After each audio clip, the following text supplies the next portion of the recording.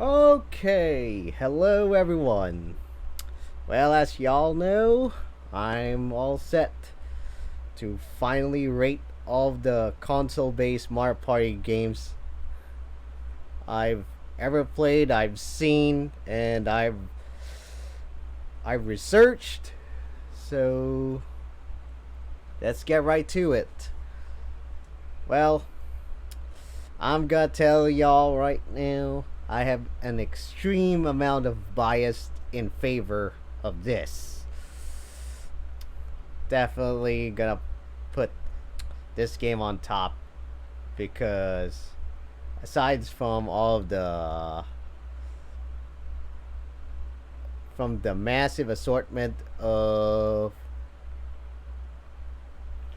mini games and boards, like it finally has legitimate online modes with random matchmaking as well. So without a doubt, I'm gonna have to put it on top.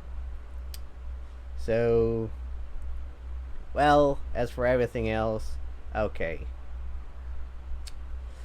This one, Mario Party 10, I've actually played this.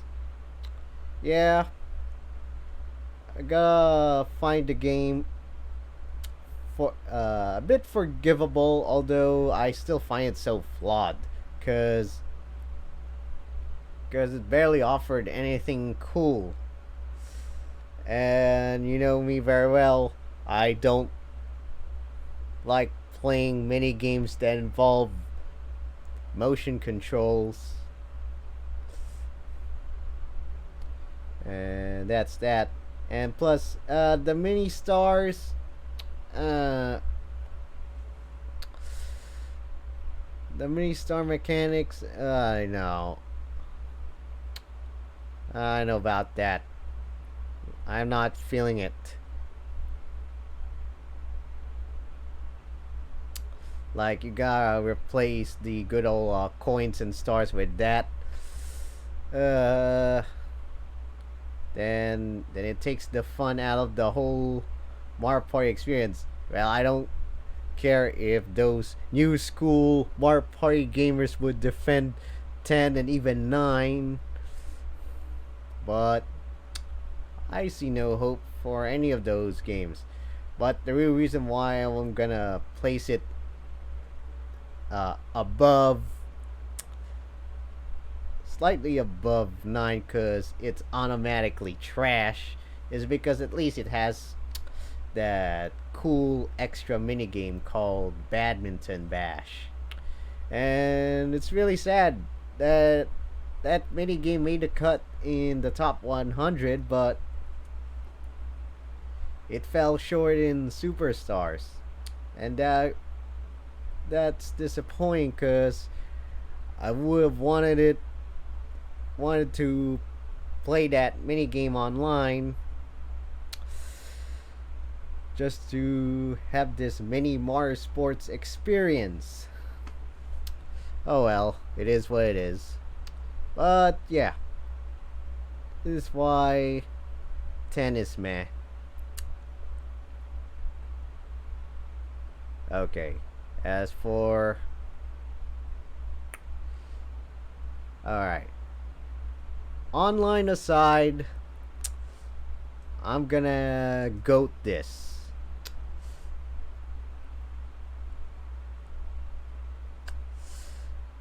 Like, in my opinion, this was my most favorite Mario Party game ever before Superstars came out. Cause it improved a lot of things that came from Mario Party 3, and of course, by with the fact that it was one of the early games that came out of the GameCube, obviously it had great graphics in its own era.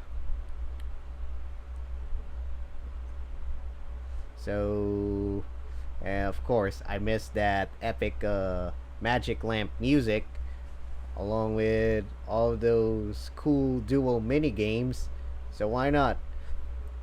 And yeah, at least the team back then did its best to diversify their variety of mini games to the point that they even included a story mode styled single player mini game called the Final Battle, which is just a showdown against Bowser and his minions. So, yeah, it is a GOAT, in my opinion. That's why it's the best, one of the best ever.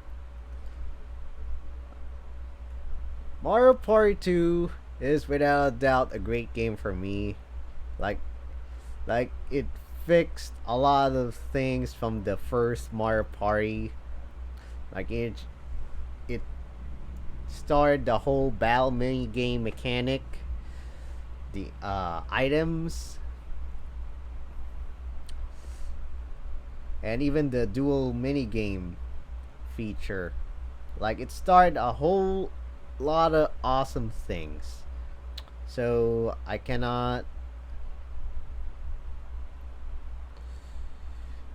So I just had so much fun playing a lot of the mini games out of it, and of course I'm still replicating those experiences in Superstars.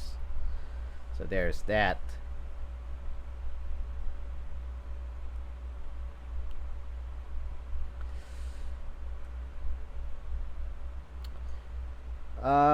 I'm gonna rank Mario Party 3 lower than 2 because, well, I could have much more time playing it. The problem is it was released just months before the GameCube came out. That was a terrible timing. Like I would have so much fun, and then just almost a year after the GameCube came out, Mario Party 4 was released, and it improved a lot of things out of Mario Party 3. And yeah, I'm not saying that the idea that the story mode should not be applicable at any Mario Party game, but that's just my opinion. I'm absolutely not even a huge fan of story modes in a party game series. Like, come on. Like, let's get this over with. And if I would try to complete it, I don't know. But its set of mini games are so worth it. Like I've enjoyed playing the likes of Snowball Summit, Mush Pit, which was originally known as Toadstool Titan, and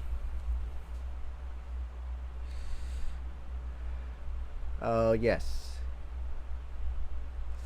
and of course one of my all time favorites, Mario's Puzzle Party. So there's that. So for the other Mario Party games that I've actually played, so I'm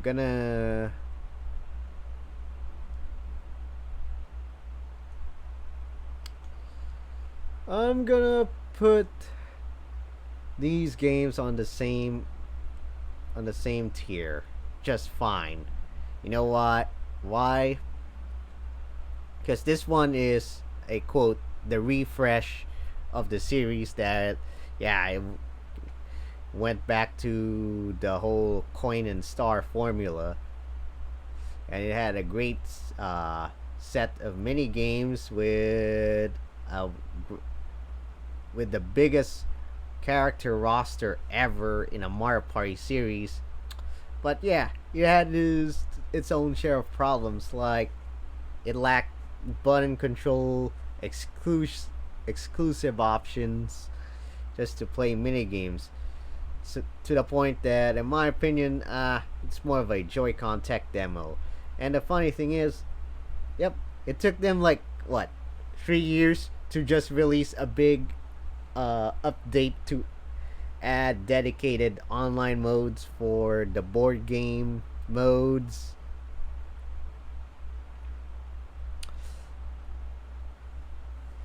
And for the minigame mode as well. Like, why why did they have to wait till a freaking pandemic to do that? But nevertheless, I enjoyed playing it online, even with its initial mode, online mode called Online Marathon. And at one point, I was at the highest rank, the S plus rank. So, yeah, this game is just fine. But like I said, the few things that suck is took them like years to put an big online update to add online multiplayer to other modes. And yeah, that motion control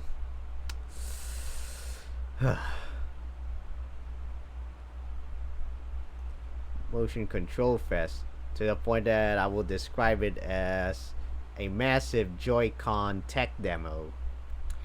As for this, of course, this is the game where I started and I grew up with, playing with my siblings and cousins way back in 999. Uh, like, I would have rated it higher, but you already know what the N64 controller was notorious for. Even though it was the first Nintendo controller to have an analog stick, it was so flawed as heck, to the point that you can't even it's so hard to rotate in a lot of mini games, including uh Pedal Power, Castaways, and the most notorious one of all, Tug of War, which you already know. Nintendo got sued for that, to the point that they had to provide those protective gloves to anyone who would buy it way back, just so they could rotate the stick with their palms, since sadly that is the most optimal way to do rotations in those mini games, which really sucks. And yeah, of course it started all, so to me it's forgivable. Back then there weren't any items, but yeah, you get to buy them at a shop just to enhance the whole board game experience. And it had the mini game stadium, a mini game island. Yes, like if you combine all those sections of the mini game island, you be listening to a great classic banger that ends up sounding chill in the end, as if you went to heaven. Okay. And so with that, I'm done with the actual Mario Party games I played, but I'm gonna rate the rest that I haven't played. But I would have, had I didn't wasted my money on, Pokemon cards and even on musical instruments back then. So let's get this over with. Obviously, these are trash.